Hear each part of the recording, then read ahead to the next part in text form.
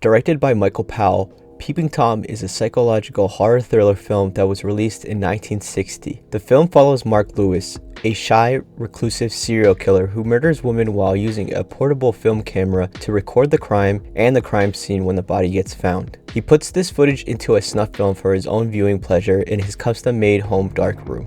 The way he murders his victims is by a hidden blade that is concealed in the leg of his tripod. He makes these films to capture the fear of his victims, even having a mounted mirror on his camera so that he can record his victims' reactions as they see their own deaths. Lewis during the day works as part of a film crew and works part-time as a photographer for a local magazine shop where he photographs softcore pinup pictures of women that are sold secretly at the magazine shop. Mark rents his home out, which was owned by his father, to numerous people. Over the course of the film, he soon finds himself falling for one of the tenants of his home, much to the disapproval of the woman's mother. We later find out that Mark's father was a psychologist that would record and film Mark to get his reaction to various stimuli in order to study fear in children. This includes putting a lizard on Mark and waking him, and even recording Mark's reaction at his mother's deathbed.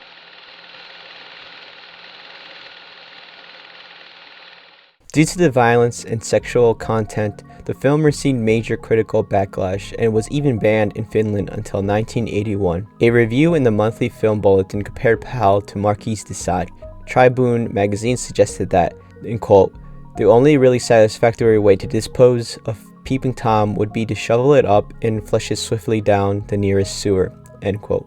The actor who played Mark Lewis, Carl Boom, recalled attending the premiere with Powell in which both dressed up for it. At the end of the film, nobody in the audience went to shake his or Powell's hand afterward. Instead, they either ignored the two or looked at the two disgusted, not even commenting on the film. Powell was specifically shocked that the reviews of the film were so negative. The film was pulled from cinemas after 1 week, and the film was a financial failure. The critical and financial failure of Peeping Tom effectively ended Michael Powell's career as a director in England, and he moved to Australia to make films. The film had a very limited release in the US, and it wasn't until the 1970s when Martin Scorsese saw the film through a friend who owned an uncut 35mm color print. He loved the film so much that in 1978, Scorsese paid $5,000 for a wider re-release, which helped the film gain a larger audience. In 1979, Scorsese entered the film for the New York Film Festival, which many praised the film, and it even managed to impress Francis Coppola. Since then, the film has gained much favorable critical reception and is often considered a masterpiece and a precursor to the slasher genre.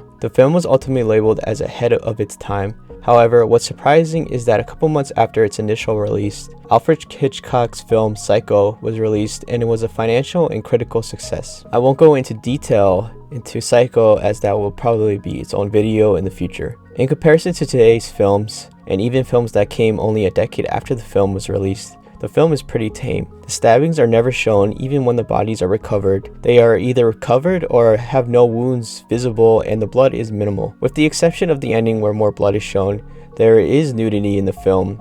The magazine shop is covered with naked pinup girls all over the walls, which is strange because in the same scene, a little girl walks in to buy candy. I just thought that was really strange that it was so nonchalant that she just bought candy with all these naked girls around. But anyways, one actress does a small nude scene near the end of the film, which we'll cover a little bit.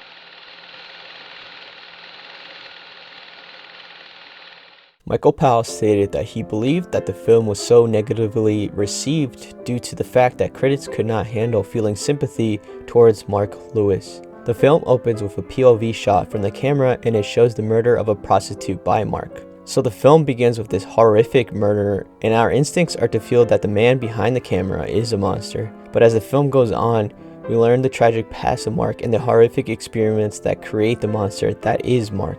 I believe the film is meant to examine us, the audience.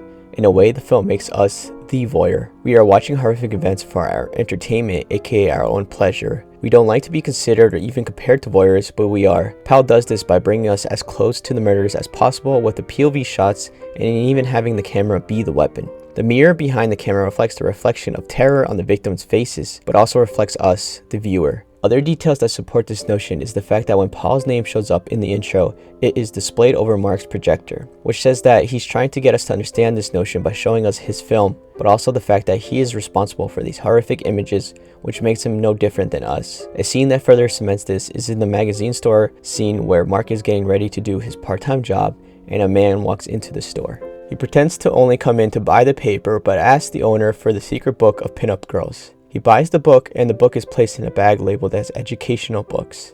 He attempts to leave the store, but the owner reminds him of the paper he forgot. When he leaves, he wraps the book with a newspaper and makes a very disgusted face at Mark Lewis before leaving. This man is embarrassed to buy his quote-unquote educational book, but he looks at Mark with pure disgust, even though he is a voyeur in his own way. He just doesn't want to be known as a pervert or anybody to know that he consumes this type of content, even though most people do look at this quote-unquote content. An interpretation I have for the actual story of the film is about the film Mark is trying to create. We learn of Mark's father's work and project that entails the messed up experiments brought onto Mark. From Mark's father's perspective, he was doing work that would benefit psychology as a whole, which can better understand children and their fears and traumas. However, the film follows Mark's perspective. Mark wants to continue his father's work, but wants to create a film similar to his dad that shows the result of Mark's father's work. The invasion of privacy and the experiments done to record Mark's reactions may have benefited psychology as a whole, but these trials were psychological torture on the subject and made him into a voyeur and a killer. In the end of the film, spoiler alert, so if you don't want to get spoiled,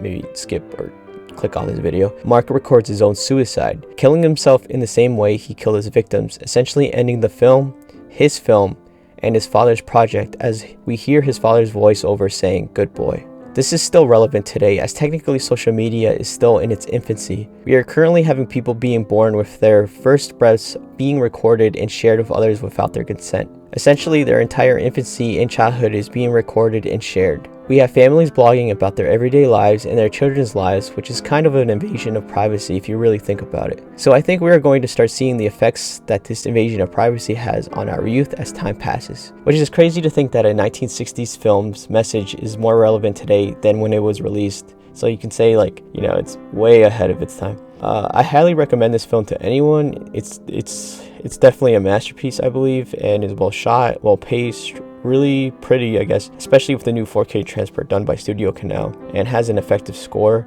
So yeah, it's a great film to check out. Probably the best film I covered in the series, with Silo being second.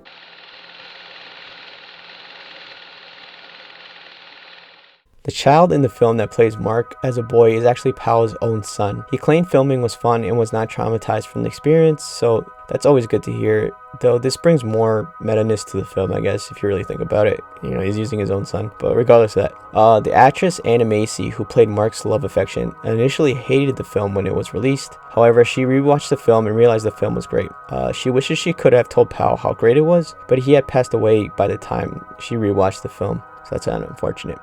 Filming lasted for 6 weeks and began in October 1959. The cast said they had a great and fun time making the film, so that's always good to hear. The actress who played Mark's final victim, Pamela Green's appearance marked the first scene in British cinema to feature frontal nudity. So that's cool, I guess. I don't know. She recalls that she had no problem with being nude in the scene. However, she did not like strangers being there, as people from other sets would come and try to watch the scene. What was really bizarre about this, though, is that she remembers 2 boys about age 7 and 8 that were there to watch the scene, and when she asked about it, it turns out they were Paul's sons. And when questioned if they should be there, he claimed that he wanted them to witness the scene, which is so bizarre and super uncomfortable.